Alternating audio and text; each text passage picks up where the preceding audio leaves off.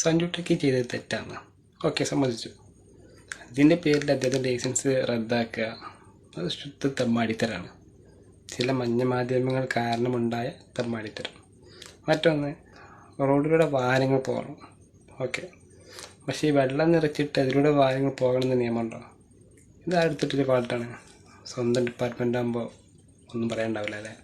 മറ്റൊന്ന്, ഇലക്ഷൻ ടൈമിൽ വാഹനങ്ങൾ കയറിയിട്ട് കയ്യും കാലും പുറത്തേക്ക് ഇട്ടിട്ട് അഭ്യാസം കാണിക്കുക.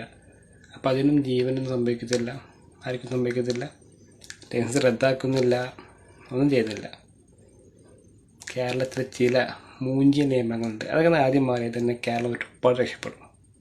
അതുകൊണ്ടാണ് ഒരുപാട് ആൾക്കാർ പലതും പുറത്ത് പോയിട്ട് ചെയ്യുന്നത്.